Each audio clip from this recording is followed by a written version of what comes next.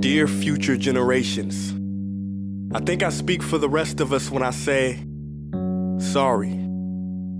Sorry we left you with our mess of a planet. Sorry that we were too caught up in our own doings to do something. Sorry we listened to people who made excuses to do nothing.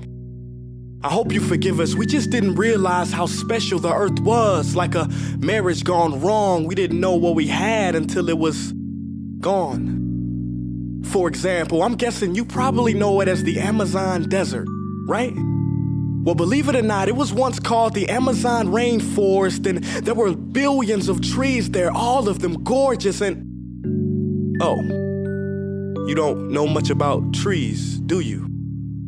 Well, let me tell you, trees are amazing. I mean, we literally breathe the air they are creating. They clean up our pollution, our carbon. They store and purify water, give us medicine that cures our diseases, food that feeds us, which is why I'm so sorry to tell you that we burn them down.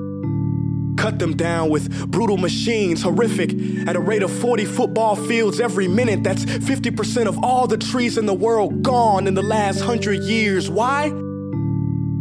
For this. And that wouldn't make me so sad if it weren't so many pictures of leaves on it.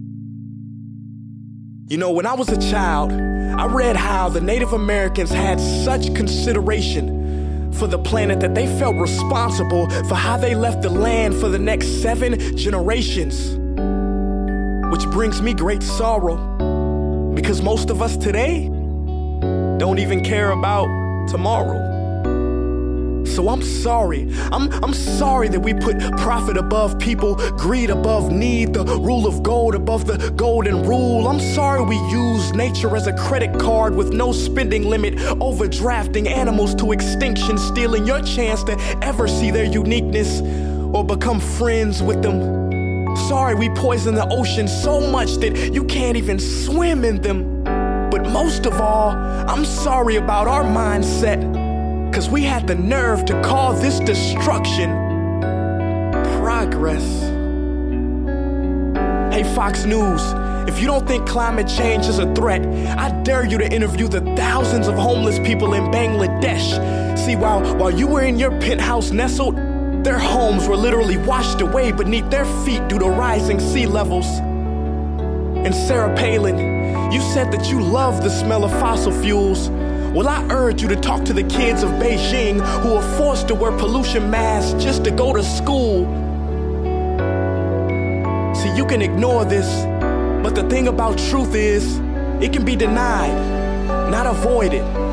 So I'm sorry, future generations. I'm sorry that our footprint became a sinkhole and not a garden. I'm sorry that we paid so much attention to ISIS and very little to how fast the ice is melting in the Arctic. I'm sorry we doomed you, and I'm sorry we couldn't find another planet in time to move to. You know what? Cut the beat. I'm not sorry. This future, I do not accept it, because an error does not become a mistake until you refuse to correct it. We can redirect this. How? Let me suggest that if a farmer sees a tree that is unhealthy, they don't look at the branches to diagnose it, they look at the root. So like that farmer, we must look at the root, and not to the branches of government, not to the politicians run by corporations. We are the root, we are the foundation. This generation, it is up to us to take care of this planet. It is our only home. We must globally warm our hearts and change the climate of our souls and realize that we are not apart from nature, we are a part of nature. And to betray nature is to betray us. To save nature is to save us. Because whatever you're fighting for, racism or poverty, feminism, gay rights, or any type of equality, it won't matter in the least. Because if we don't all work together to save the environment, we will be equally extinct. Sorry.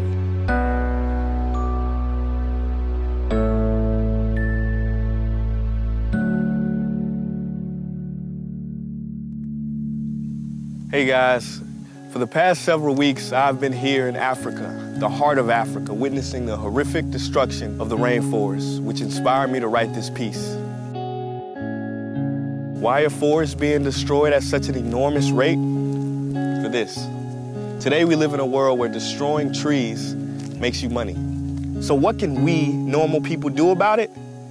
One way to directly fight the destruction is to stand for trees.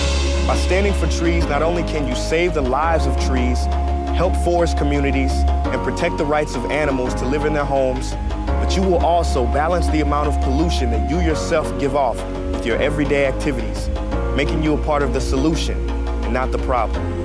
This is the option that I chose. But whatever way that you choose to stand for trees, do it. Because a wise man once said, when the rivers are all dried up and the trees cut down, man will then realize that he will not be able to eat money.